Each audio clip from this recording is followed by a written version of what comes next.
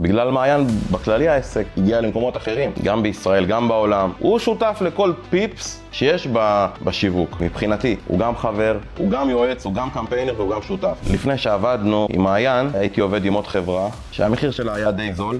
גם התמורה הייתה די זולה. פחות לידים מדויקים, בזבוז של כסף, ולקח לי זמן עד שהגעתי למעיין. ראיתי כל מיני סרטונים שלו, ראיתי שהוא מאוד מקצועי, וזהו, דיברתי איתו, היה קליק, היה טוב, ולא טעיתי. עובדה שמאז הוא סובל אותי כל כך הרבה שנים. התחלנו בעצם לעבוד על כל המשפך השיווקי, מי הלקוח האידיאלי, תסריטי שיחה, וגם עשינו חישובים, כמה שווה לנו כל ליד. אנחנו אף פעם לא הסתכלנו על העלות של הליד. גם אם ליד יעלה 100 שקל, והוא מכניס לי את הכסף שאני רוצה, אז זה לא כזה משנה הליד. מעיין עושה לנו גם אינסטגרם, גם פייסבוק, גם טיק טוק. שמע, אני עובד עם מעיין 3-4 שנים, ואני ממש מרוצה. יש עם מי לעבוד, הוא מבין בזה מעולה, גם בקטע הטכני, וגם בקטע של להבין מה הלקוח רוצה, בקצב השיווק. אז בשתיהם הוא מאוד מאוד טוב. בשבילי הוא מושלם.